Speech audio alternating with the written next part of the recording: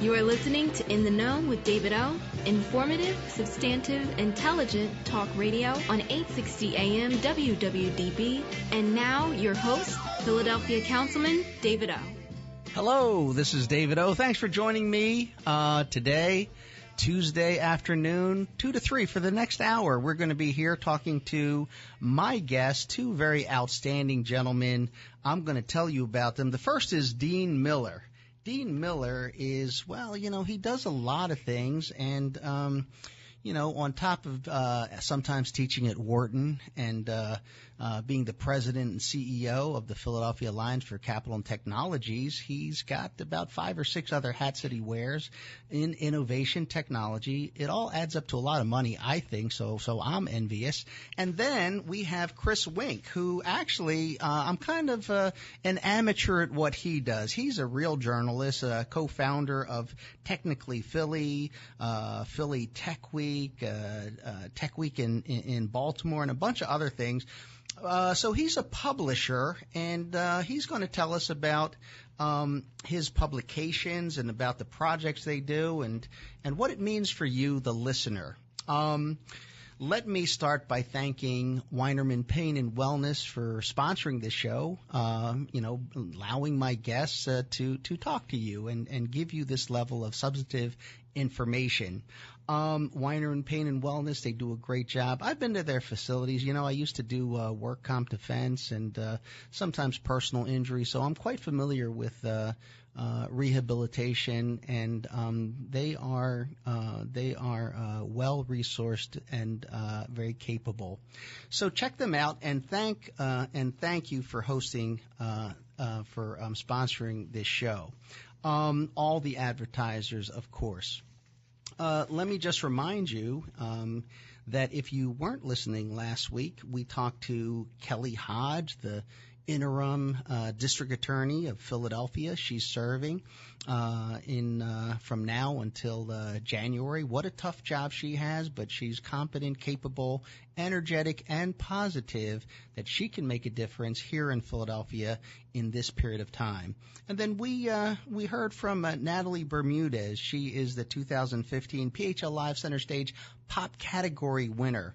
Her new music, and then she performed live. And then we heard from a wonderful couple, Jessica and Josh Kraft, Rock to the Future, what they do to ignite youth through music. Yeah, it's music, but also homework, self-esteem, aspirations, and other things. Let me just point out that, we have PHL Live Center Stage going on. It's a free opportunity for people that are interested in a career in music. If you are a performer, a musician, something like that, and you want to be looked at by Grammy Award-winning and music industry leaders, hey, just do a YouTube video of your performance. Go to www.phlive.org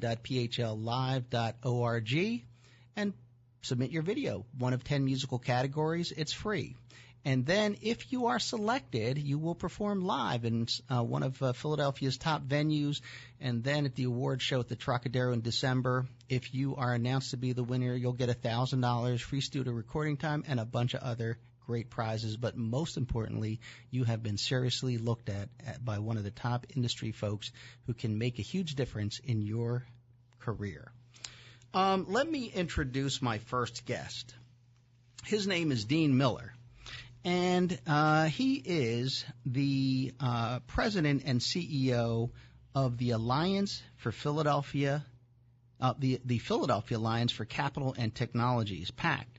I really focus on, capital, that means money, right? Money, capital, and technologies. And so PACT is a alliance, and it is something that he had a vision for. And he's been there for 7 years and 6 months.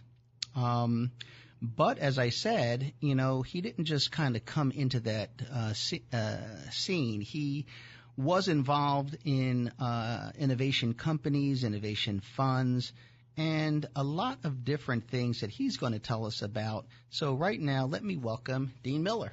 Thank you, David. Thank you for having me. Thank you very much. Now, we first met actually in City Council over an issue of a potential or proposed tax on technology. Indeed, and I've got to thank you, a huge thank you to you for supporting our fight against what we refer to as the tech tax.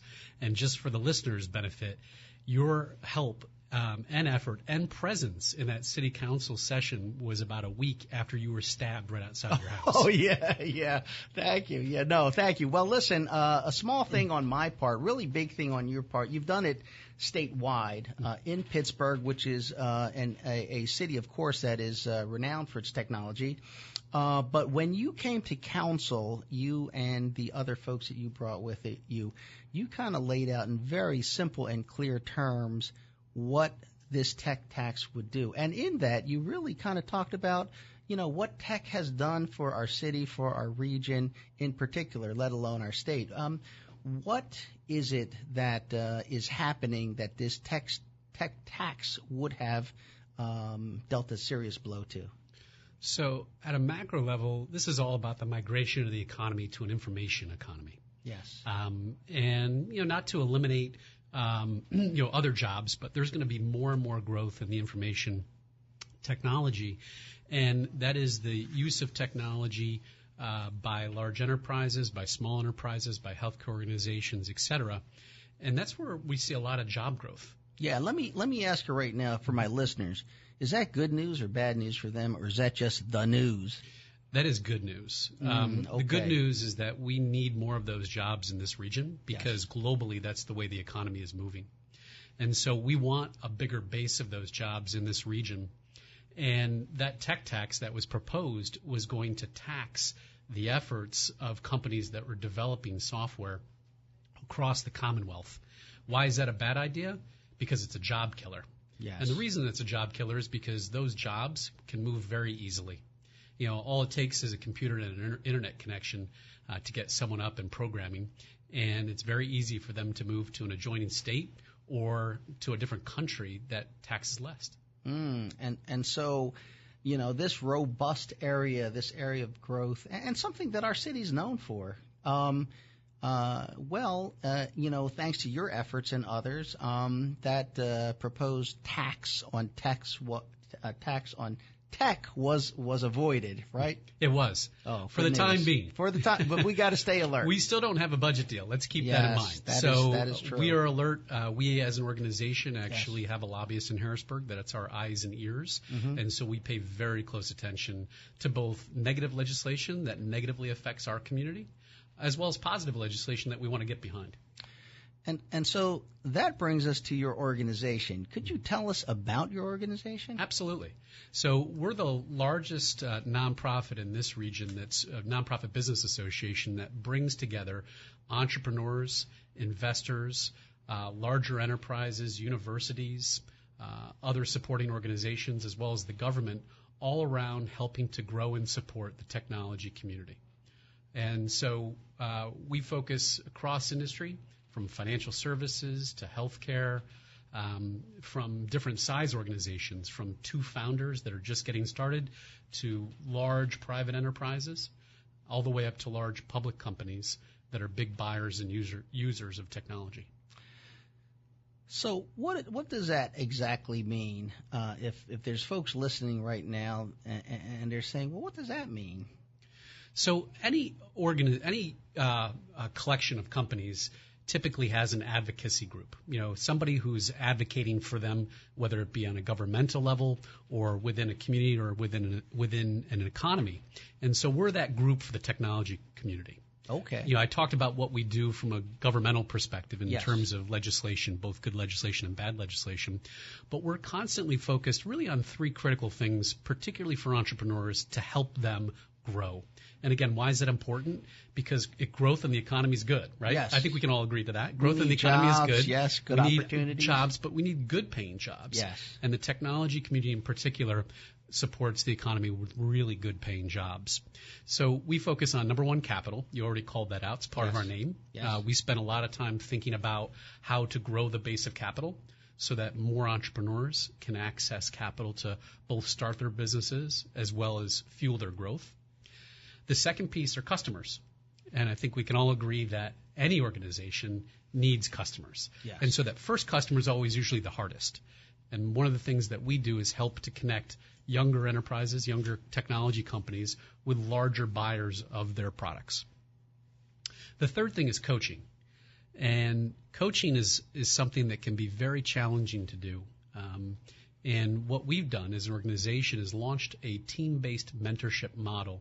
We did this about a year ago, and we did it in partnership with another closely aligned organization called Ben Franklin.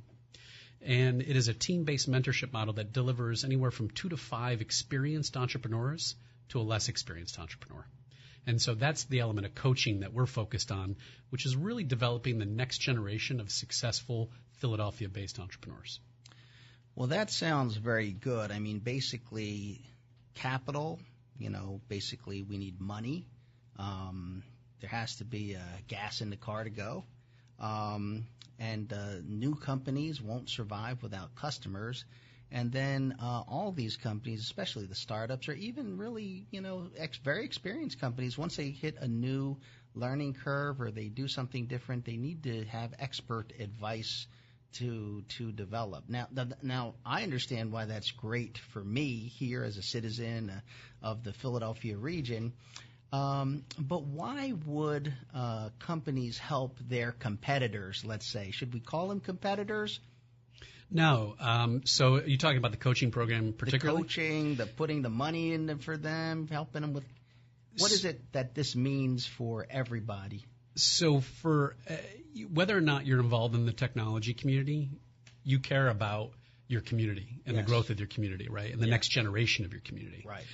So it might be your 10-year-old that's taking their first introduction to technology class in school. Or it could be a young college student that's trying to figure out what to major in so that they can get that good job when they leave. All of that kind of comes down to having a great base of growing jobs. Yes. And so that's why anybody should care about what we're doing, specifically our organization, to help grow and strengthen the entrepreneurial community around technology and healthcare. Well, that's great. I mean, I appreciate it. In my role as a councilman, I appreciate the fact that if we didn't have a growing tech scene with opportunities for investment, customers, and coaching, innovators would go to other areas where that is available, and then we would, as a community, lose the revenues, jobs, and opportunities that happens when we do get together. Historically, they have, Yes. and less of them are leaving because of the opportunities that exist here in the greater Philadelphia area. We still lose some to Silicon Valley, to New York. Heck, we've got 100-plus universities and colleges in this region, so there's a lot of young talent that comes into this region from outside the area. And naturally, some of them leave after they're finished, but less and less of them leave. And our hope is to retain as many of them as we can and to help those that want to start businesses grow them and grow them here. If I'm someone who, let's say, graduated from one of our universities here in Philadelphia a few years ago, and me and my buddy, we've come up with this genius idea, and so we're listening to the radio and we're saying, hey, that's right, that's what we really need. How do I connect with your organization, and how will it help me in the ways that maybe I wanted to, or in maybe some ways that I haven't even thought of? Mm-hmm. So a couple ways. We put on 30-plus programs and events over the course of a year, which enable an entrepreneur to come out and connect with investors, potential customers, et cetera. Okay. So people can go onto our website, Yes. www.philadelphiapact.com, and check out our upcoming events. So there's a host of different types of events. So say you've got a medical technology. Well, we have med tech specific programs. Okay. Or digital health. Or maybe you're more general and you want to come to our conference. We have a big capital conference on November 1st and November 2nd right at the Sheraton downtown. Okay. So all of that information's on our website. That's one way to connect. You could also become a member of PACT. And I mentioned that really our focus is on the entrepreneur. Yes. And so we make our organization and our events really accessible to entrepreneurs. We don't charge entrepreneurs very much money at all to become a member or to engage at our events. So we really view our role as providing those services, again, around capital, customers, and coaching to the entrepreneur, and that's our mission. Okay.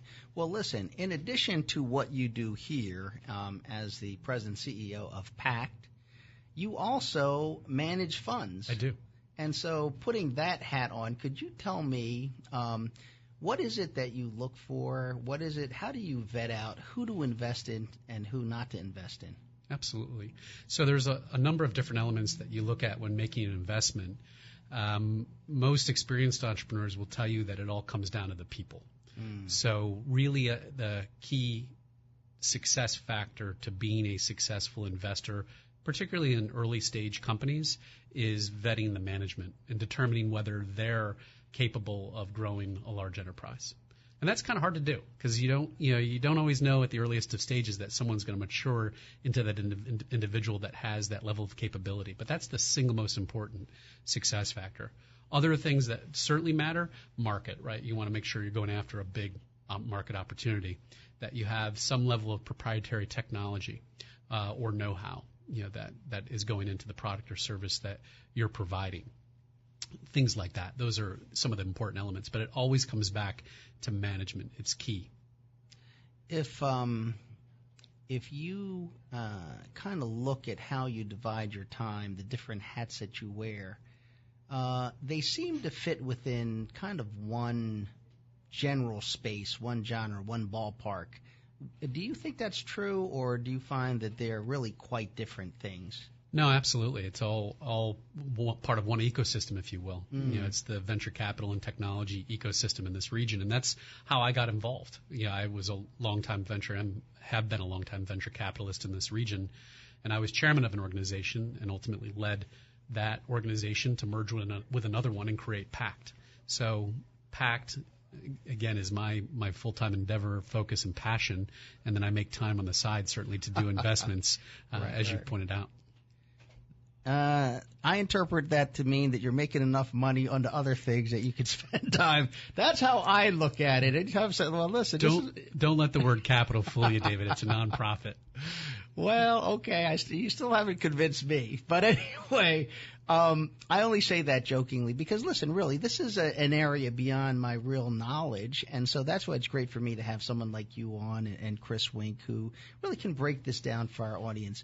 So I'm tongue-in-cheek, but I'm also trying to bring out for our listeners, what does this mean for them? And we went through kind of like how it helps our economy, how sometimes people feel a little distance when they hear, technology, healthcare, innovation. Oh, that's not for me. But you're showing how it is for them. Yeah. I think historically, and if anybody is watching popular media, they're hearing about some issues around sexual harassment issues in the Silicon Valley and some large organizations like Uber, within venture capital firms. Mm-hmm. The technology community in general, I think over years has been recognized as not the most inclusive. Right. Okay. That's changing. Yes. And I would tell you that it's changing in greater ways here in the greater Philadelphia region than it is in other parts of the country and maybe even world. And I think it's changing because there's a lot of passionate people. So I know you've got, a number of veterans, that listen. Yes. There's an initiative locally called Bunker Labs, which is helping local veterans form businesses and putting them together in great cohorts, to help them. I know you've got, a big section of your listener base is the creative economy. Right.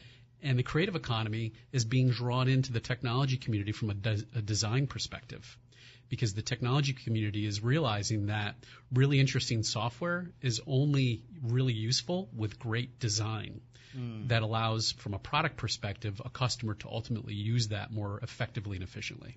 So you see an overlap from different communities that are being really engaged in the technology community, and I think that's a real positive. And we see that, from a gender perspective, from a race perspective, et cetera, as well. Yeah, I will also say that for some of our more senior listeners that at least I've come across the idea of smart cities, smart aging, really by meeting some folks from the city of Seoul in Korea who were meeting with Drexel University people as well as Watson, the computer, IBM, all around how smart technology would provide a better quality of life for people as they age, but primarily address the issue of the cost of health care. It is by far the biggest area of investment in this region. So if you're an older American sitting at home listening, have a lot of confidence that Philadelphia is going to be a major player in that, and hopefully provide a number of different medical innovations. In fact, just this morning I was talking to two different entrepreneurs that are doing that. Okay. One that's providing a smart medication management system that allows older Americans who typically are taking 5+ medications a day to better manage and remember to take those. And that's a critical element for anyone's health, but in particular aging Americans with multiple medications. Yeah, well, that's great. Listen, I mean, if you are an older American, what does this mean for you? Well, a better quality of life. I mean, an ability to press a button, have let's say a wheelchair accessible vehicle come to your doorstep, take you where you want to go, take the funds right out of your phone, your app, and to have a less intrusive life with longer life and a better health care, those type of things. We could do it. We can do it. Other countries are doing it. The question is, do we have the will to do it? But thanks to organizations like the Philadelphia Alliance for Capital and Technologies, we're developing that right here, where we also have this great base of our universities, medical centers, and other things, pharmaceutical companies. And so putting all those things together, it's really meaningful for us. And I'm going to ask you to stay tuned, because we're going to take a commercial break. And when we come back, we're going to talk to another gentleman, Chris Wink, who is a publisher as well as an innovator. And then after that, we're going to have a conversation, all three of us. So stay tuned.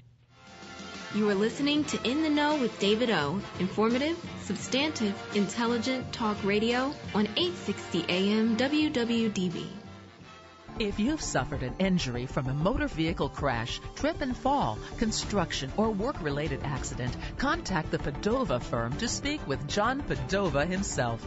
You've heard the name. That's because for over 25 years, John has been winning for his clients. John is dedicated to ensuring his clients are fully compensated. Call 215-893-0700. That's 215-893-0700. Don't suffer more than you have to. Call John Padova today. Help is on the way. Here at Sonny's Famous Cheesesteaks, we have the utmost respect for the founding fathers of our fair city's most celebrated sandwich. But we also understand the inevitability of time marching on. So come to Sonny's in Old City for a revolutionary take on the classic. And try the cheesesteak that Alan Richmond of GQ magazine named the best in Philadelphia. And declare your inalienable right to life, liberty, and the pursuit of cheesiness. Sonny's Famous Steaks, 228 Market. My friends, this is Joe Kraus. You've heard me on Philadelphia radio now for over 20 years, and you know I don't often endorse products or people unless they are real game changers. I want to tell you about Weinerman Pain and Wellness, located in Center City, Philadelphia. And at the end of this short personal endorsement, I want you to consider Weinerman Pain and Wellness.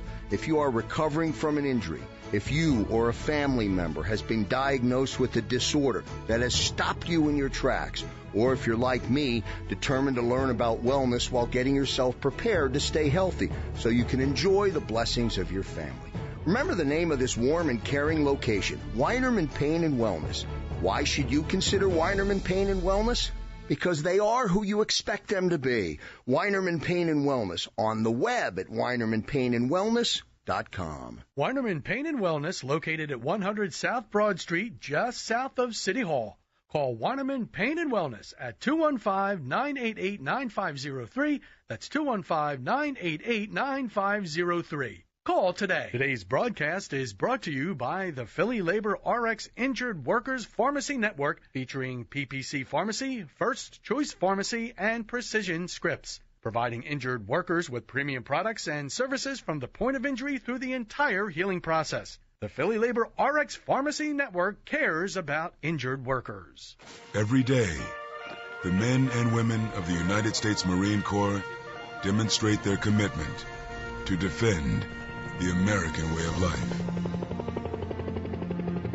Since 1775, we have served our nation as a force in readiness. From combat operations to humanitarian assistance in every corner of the world. No matter where the mission takes us today, or wherever our country needs us tomorrow, we always remember the land we call home. As Marines, we take a stand for each other, for our nation, for us all. The few, the proud, the Marines.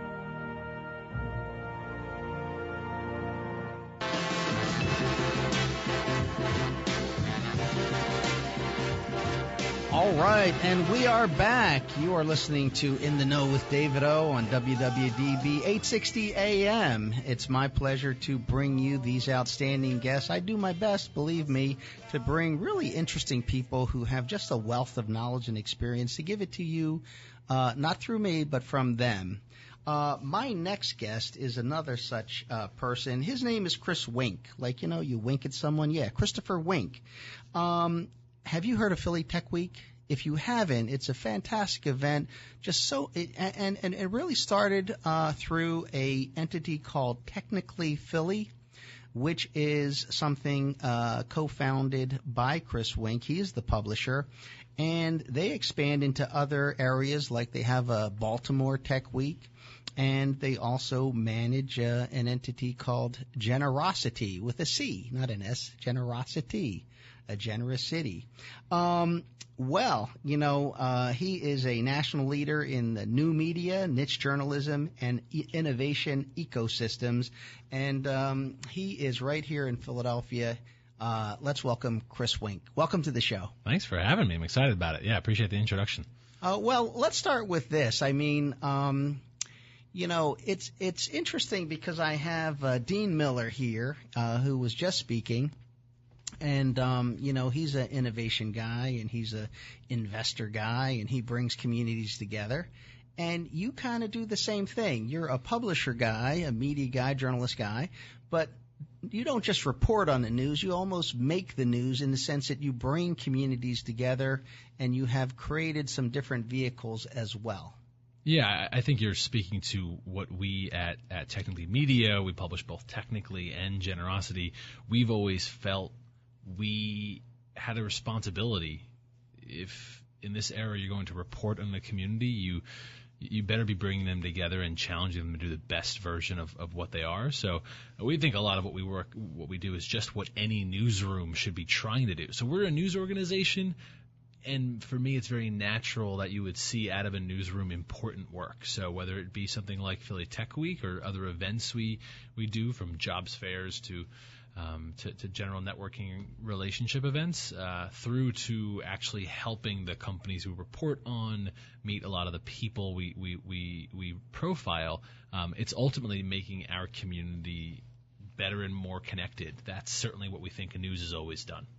Is that a new model, though? Because now we're into an area that I don't know, but I kind of recall hearing, like, you report the news, you aren't the news. Like if a polar bear is being eaten by something, you just kind of record it. But what you're actually doing is reporting the news, providing information, and then kind of encouraging people to take positive steps to achieve something. Yeah, and you're walking right into a step away. I mean, honestly, I guess it is the definition of innovation, new approaches to old challenges. Thus, one of the industries I dabble in, you know, news, media, and the like, the relationship to journalism is in a generations-old challenge. And you're right that for most of the 20th century, the relationship was journalists only as referee, that, you know, you should not be known in a community. You should be distanced. That for me was something that never really made sense to me. We are better sourced. We are more accurate. We know what's happening because we're in it. And I don't think we are unable to view accurately our community. We've always had in news, you have your beat reporter, someone who's meant to be very close to the story, and you have your more general interest or feature writer who's meant to look at it from a farther distance. That's still true, but you're hitting on a real point that we said long ago that we were going to be involved. Pretty early on, we changed our tagline to Better Cities Through Technology. That doesn't sound like a news organization. That sounds like maybe a nonprofit, maybe an advocacy group. But for us, it was just, if your news organization, community newspaper, trade journal, if it doesn't have a bias toward making the community it reports better, I think it's derelict in its responsibilities. And that's a pretty aggressive approach that we've taken to our role in this community.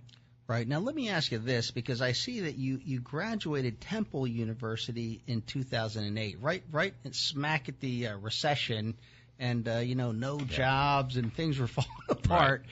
And so, you kind of enter into this journalism, publishing, being engaged at a time where perhaps there was also a need for an entity like technically Philly and just a vacuum that needed to be filled, especially for a lot of the young folks, innovative folks who were basically either staying in Philadelphia or moving to the city. Yeah, I think there's something interesting about today's show's theme around innovation. I think too often that creates distance between people who hear about it, that we forget all that has ever meant was trying to approach something, approaching a challenge in a new way. So our story, my co-founder and I starting technically is from that same vein. We were undergrads, we were active in the college newspaper, we were on a very traditional pathway of ending up working at a Metro Daily newspaper. That was in 2006, my clearest pathway was being in a Metro Daily newspaper, maybe covering politics. That would have been a very normal pathway. After undergrad, I was in Harrisburg covering state government, shared by a few newspapers, a prestigious fellowship that traditionally I would go from there and be on the arc toward being the kind of national political reporter that I might want to be. It was very clear in that era in late 2008 to my co-founder and I that pathway was being challenged, if not entirely disrupted. And we already were in and cared for a large metro market, Philadelphia. We loved this place, and it seemed unwise to venture the very traditional pathway when that's changing. So we watched we're in a generation's decline in new business incorporation, but we saw that uptick in the recession where a lot of people, ourselves included, that frankly didn't have a lot of options. Right.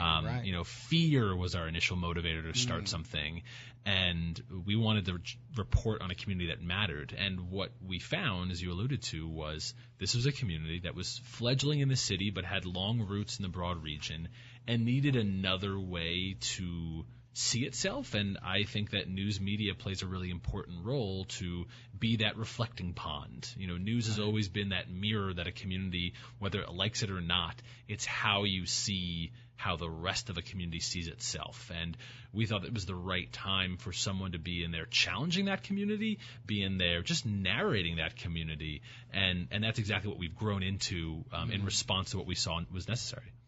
Wow, that's interesting. I reflect back on kind of when I was in law school. This was back in like 1984, 85. What happened in those days is you got hired a year before you graduated. So if you're listening out there, yes, it's true. What happened is before you graduated, you had a job. You knew where you were going. You were done. They were interviewing you at the beginning of your third year of law school, because law school is 3 years. And before you graduated, before you began your second semester, many times you already had a job, everything done. And the idea of, kind of going the route of the law firm was really going to a big firm because that represented stability, money, and opportunity. But when you're talking about 2008, 2009, 2010, people were losing their jobs. Companies were going under. Those pillars of American economy were not only shaken, they were basically discredited. And so many bright young people, it seemed, just weren't going the route of that, let's say, my generation were going. They were saying, hey, listen, I got a master's degree. I'm opening a fusion food truck. I'm doing this. I'm doing that. And so, it does seem to me different. Is that kind of something that you see, or is that just like from my perspective? Well, I think that's real. There's a few threads that I think are worth pulling out there. One, I remember I sent, applicant packets to newspapers in Birmingham, Alabama, and Nashville, Tennessee, and Atlanta, and Chicago, and in Philadelphia. And in that era, those either fellowships or onboarding programs for young reporters were just completely being disbanded, or at least put on pause. Many of them have come back, a decade later as we've stabilized some, and we saw a lot of cuts in newsrooms. So one, it was the recession generally. Two, it was my sector specifically, right, that we knew print journalism built on an advertising model that was in about a 40-year decline.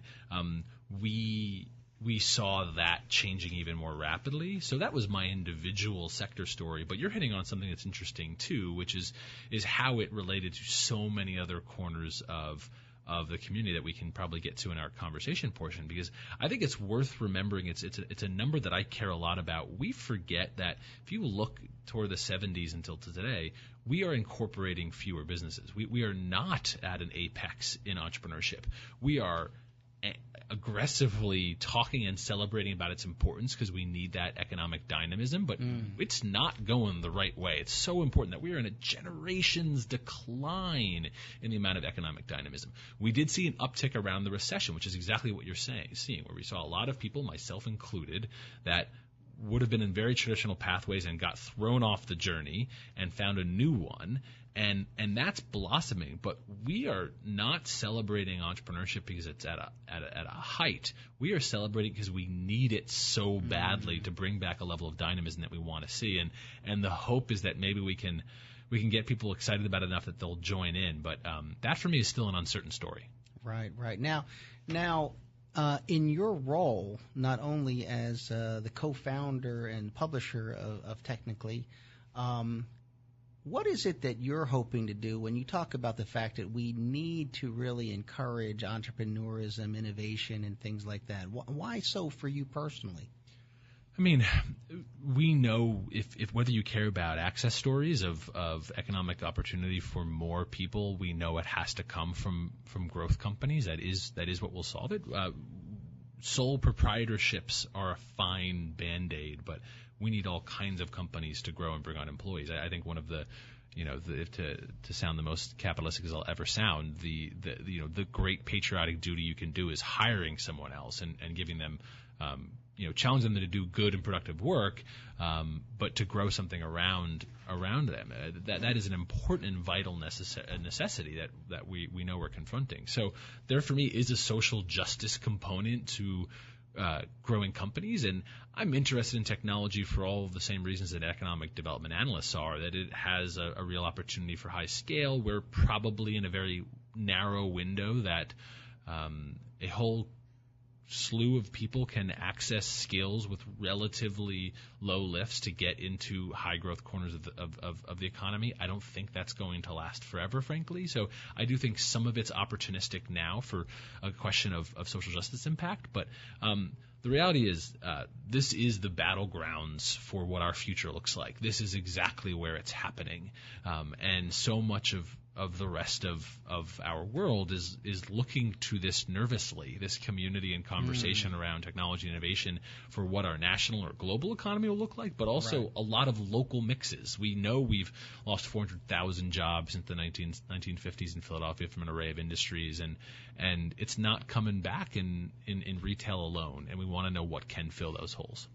Now, with all these big buildings coming up, Comcast Innovation Center, University of Penn, Drexel, the Science Center, all that square footage being occupied supposedly, hopefully, I expect, by a lot of smart folks earning a living, isn't that like a sign of really just a growth of jobs and opportunities in Philadelphia?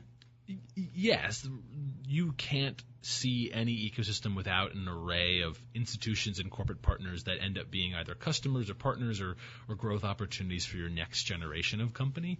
I think we always want to talk about what's that pipeline look like for the future. It takes a really long time. Comcast is a more than a half a century old story. So who's on that trajectory now, I think, is a journey we need to care a lot about. Yeah, that's incredibly important for creating anchors in our neighborhoods. I think we talk, as any city must, we talk about how do more of our residents benefit from those successes. We also care about whether those people are going to be city residents and contribute in other ways. We can't not talk about what our schools look like. We want people to be able to, I don't want to have to convince people that Philadelphia is a great place to live. I want it to be a natural obvious that the opportunity to have a great job is alongside a place where you can grow and raise a family. Those are strengths that end up rattling and ratcheting all around into every issue you've probably ever talked about. Yes. But you can stay focused and say, yes, of course, economic development matters. Those are opportunities for new growth companies, but we need to challenge ourselves and say, who's on the pathway for the next big growth opportunities? Chris, for our listeners right now, how can they stay in touch with you and get involved in all that you're talking about? Yeah, so we are a free daily news site. If you are somewhat curious about what a tech community looks like in any of the 5 cities we publish in, Philadelphia being one of them, you can go to Technically. It's technical.ly. If that URL confuses you, you can just go to tphilly.com. That is my shorthand for folks who don't follow the .ly domain thing. But yes. We're Technically, it's not a .com, but yeah, go to tphilly.com. Keep it simple, and you'll land on the Philly portion of our site. We publish in 5 other communities, but in the top right, you can sign up for an email newsletter that another 12 to 15,000 Philadelphians get every day, and it's big headlines of what every single day, what's the news of this economy. Those are places to start and go and learn. We're active on social media channels if you're on Facebook or Twitter, but that's a good place to start. Okay, and that would not only get you the newsletter, the publication, but also all the events and other things that you're engaged with, right? Yeah, you've hit on it that we ourselves organize lots of events. At the end of April, we host Philly Tech Week, as you said. That is an opportunity for anyone to get involved. But because we're a news resource, we share. If PACT is having an event, we want to be ones to help share it. We share an array of events from dozens of important community partners. So we're both sharing others' events and our own. And so, yeah, that email newsletter or checking that site every day or so, Technically Philly, you can Google it also. That will help you understand what this portion of the economy looks like. All right, perfect. Well, listen, everybody, stay tuned because after this commercial break, we'll be back and then we'll talk to both Dean Miller and Chris Wink about technology in our area. You are listening to In the Know with David O. Informative, substantive, intelligent talk radio on 860 AM WWDB. If you've suffered an injury from a motor vehicle crash, trip and fall, construction, or work-related accident, contact the Padova firm to speak with John Padova himself. You've heard the name. That's because for over 25 years, John has been winning for his clients. John is dedicated to ensuring his clients are fully compensated. Call 215-893-0700. That's 215-893-0700. Don't suffer more than you have to. Call John Padova today. Help is on the way. My friends, this is Joe Kraus. You've heard me on Philadelphia radio now for over 20 years, and you know I don't often endorse products or people unless they are real game changers. I want to tell you about Weinerman Pain and Wellness, located in Center City, Philadelphia. And at the end of this short personal endorsement, I want you to consider Weinerman Pain and Wellness. If you are recovering from an injury, if you or a family member has been diagnosed with a disorder that has stopped you in your tracks, or if you're like me, determined to learn about wellness while getting yourself prepared to stay healthy so you can enjoy the blessings of your family. Remember the name of this warm and caring location, Weinerman Pain and Wellness. Why should you consider Weinerman Pain and Wellness? Because they are who you expect them to be. Weinerman Pain and Wellness on the web at weinermanpainandwellness.com. Weinerman Pain and Wellness, located at 100 South Broad Street, just south of City Hall. Call Warneman Pain and Wellness at 215-988-9503. That's 215-988-9503. Call today. Today's broadcast is brought to you by the Philly Labor RX Injured Workers Pharmacy Network, featuring PPC Pharmacy, First Choice Pharmacy, and Precision Scripts, providing injured workers with premium products and services from the point of injury through the entire healing process. The Philly Labor RX Pharmacy Network cares about injured workers. At any given moment, somewhere in America, a baby is taking a first step, a developmental milestone. But for too many parents, a baby's first steps aren't just a milestone. They're a miracle. These are the parents of babies who were born prematurely or with birth defects. It's a crisis affecting more than 500,000 babies in the United States each year. You can help them by joining volunteers like you who walk in March for Babies. The money you raise funds research and local programs that help babies overcome the challenges of premature birth and birth defects. Together, our steps make stronger, healthier babies a reality for thousands of families. Sign up today at marchforbabies.org to take the steps that help make milestones and even miracles possible. Who will you march for? Introducing the YMCA. What, you already know the why? Or so you think. Sure, you know the why for a swim, a workout, even a game of hoops. But did you know we're more than that? We're a cause. When you take your jump shot at the Y, someone else is getting job training. Take a cardio class, while kids are in an after-school enrichment program. Practice your downward-facing dog as a teen practices her leadership skills. That's the why. We work with people no matter their age, income, or background and give them the opportunity to learn, grow, and thrive, all with one simple goal in mind, to strengthen our community.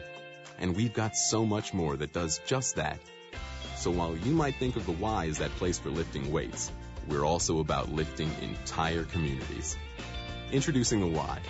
We're so much more than a place. We're a cause. Visit ymca.net/more.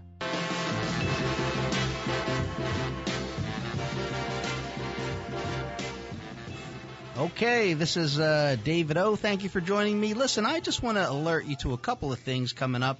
Are you a filmmaker? Well, maybe you're not, but maybe you know someone who is, or they want to be.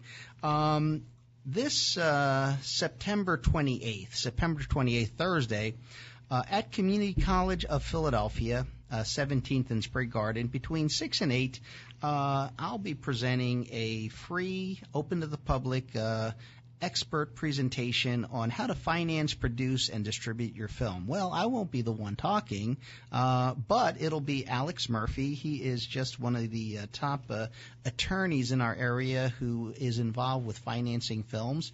And he knows the ins and outs from major motion pictures to documentaries to local film projects, or what he calls indigenous films. And he'll be supplemented by a couple other folks, Devin Hampton, who's a filmmaker here in Philadelphia, and one of our adjunct professors over at Temple.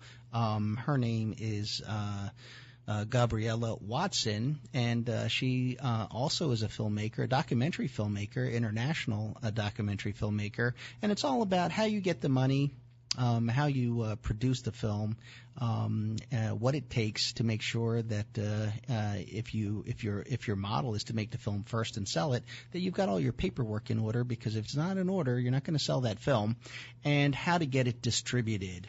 And then let me say that on October the 6th, I hope you join me for a fundraiser for our nation's U.S. Army Green Berets. The Green Beret Foundation is a wonderful organization, and they provide for those elite troops that put their lives at the risk on behalf of our national safety. So that's going to be October the 6th at the Saigon Maxim Restaurant, right at 6th and Washington Avenue. Tickets are $65 per person. They're $500 for a table of 10. We don't raise that much money that way, so we're going to have auction item raffles. It's going to be fun, and we'll be joined by former Governor and former Mayor Ed Rendell, as well as Speaker of the House Mike Turzai, and the 32nd Undersecretary of the Army, former Congressman Pat Murphy, among others. So it'll be a fun event. I hope you'll join me. We'll have great speakers. It'll be a lot of fun, and all for a good cause. This money will go to support the children and dependents of our Green Berets. You know, they put their lives to risk, and we will help put their minds at ease because they worry about their kids, of course, and they worry about their dependents. So please keep that in mind. Right now, we're going to get back to our guests, Dean Miller, President and CEO of the Philadelphia Alliance for Capital and Technologies, and Chris Wink, co-founder and publisher of Technically Philly, Philly Tech Week, and a bunch of other things. We've been talking with them, and so now we'll kind of let them talk with each other because they know more about this topic than I do. So let me ask you this, Chris, you've interviewed, I think, or at least your publication has interviewed Dean Miller before, right? No, it's true. Yeah. And so you kind of guys know each other. You're in the same space. What would you say is the big thing happening, the big trend, the next thing we got to keep our eye on for Philadelphia technology and innovation? One story that we see across the country that tech communities are jostling with is what is one's reputation on a national stage, and it's usually under the guise of attracting and retaining the best and the brightest. And I have a complicated relationship with it, but one thing that I'll say that I see certainly happening in Philadelphia that is echoed elsewhere is that great hunt for the next iconic company. You in the last segment you asked about Comcast, and it's so easy to take for granted the idea that you have, a Fortune 50 company building a second skyscraper in Center City and creating a lot of throw-off impact. It's easy to forget that, that didn't come out of nowhere, and it was a company that grew over time through major acquisitions and some audacity that is unlike a lot of other Philadelphia business practices. So I think one big thing that I hear and see in Philadelphia is, excitingly, another generation of founders who now say to us, pay attention because we want to be the ones to build that next billion-dollar company in Philadelphia. And we hear that a lot, but I think it's a good kind of challenge for someone to take on. And that's one thing that I see. Dean, what do you say? Let me first just congratulate Chris and his crew, because they really do a terrific job on reporting on the technology. I should have said that community. to you now. I don't look No, look at it. No, seriously, I will say, they are, there are a lot of negative angle to media. This show is certainly not one of them. Thank you. And Technically is not one of them. They take a very positive approach, or a champion, without really sacrificing their journalistic integrity. I mean, really, they do an exquisite job of reporting on and recognizing key figures. From my perspective, we talk a lot about healthcare. Yes. And I don't think that's going away. There's a lot of big problems to solve. There are a lot of smart people in this region, from healthcare providers to insurers, also called payers, to medical technology professionals, pharmaceutical companies. There is a tremendous amount of talent. And I mentioned before in my comments the number of universities and colleges that we have in this region, and that's unique in this country. Yes. And they're spitting out not just next generation technology developers, but scientists as well. And so I still think that there are many chapters to write on the healthcare transformation, and that Philadelphia can really, and already is in many ways, in the middle of it. It's a challenging area. It is one of those with very large macro forces. When we talk about what the federal government does, whether it's ACA or other things. But it is one that is born locally in terms of docs providing good quality care to patients and how they do that even better. And as you mentioned, for those older folks, as all of us, to create better, healthier lives. And so, that to me is still not the only, but one of the big stories for Philadelphia. And perhaps it's one that can mesh with Chris's point, where you have $1 billion plus company in the healthcare space. And we have a few that are definitely in the race. That need to balance between when it's national and when it's local is, I think, really profound for me. Obviously, as a local news organization, we talk a lot about why you would ever approach a technology conversation from a local setting. There are lots of people who understandably think that's somewhat foolish, that it's topical and that's it. I don't care where you are, what you're doing. I only care about what ends up being one of the few biggest, best companies or sector or competitors in a sector.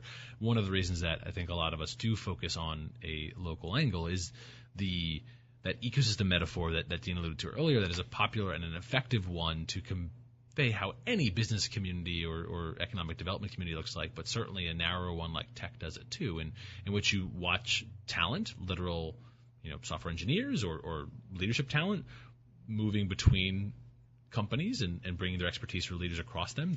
We want people to go in from have corporate jobs and startup jobs and mid-sized jobs, because there's different skill sets at different organizations. You want outside capital to be able to finance short-term growth to be more competitive, and you ultimately also want density of ideas, similar companies near to each other and competing with each other, but also nationally in one place. And I think that's something that resonates with me when I hear Dean and others talk about healthcare as a specialty. For me, that feels real. There's a reason you might want to say we could create that density, but I think it's important to remember that we have to compete on that national or global scale, because there are other regions that are saying the same thing, that Northern Virginia will talk about their access to DC and regulated industries, and that's where healthcare should happen. Or we'll see it around large healthcare systems in other markets. In Minneapolis, we'll want to talk about that. Nashville will want to talk about their digital IT focus. Denver will talk about personalized health. We're seeing different cities try to splice that up, and I think we want to keep challenging ourselves and saying it's not, us versus the city versus suburb, is not one county versus another. It is a Philadelphia region against being strong against the whole world, the entire world. Well, definitely with the continued attractiveness of Philadelphia in our region for a lot of young folks, that looks like it's very positive. And so, listen, I thank both of you for being on our show. For our listeners, if you want to listen to this again, or if you want to tell other folks about it, you can check us out on YouTube, In the Know with David O. You can also, hear a rebroadcast of this show or a recording of the show at www.da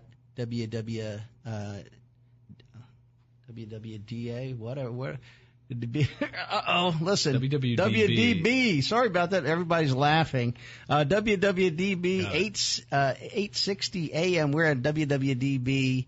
AM.org. So tune in next week. We'll be back, and this time, I'll get all the call signals right. Right. Hey, that's called keeping it real. All right, so join us next week, 2 o'clock, here on In the Know with David O. You've been listening to In the Know with David O. on 860 AM WWDB. Tune in again next Tuesday at 2 p.m. for more informative, substantive, intelligent talk radio with Philadelphia Councilman David O.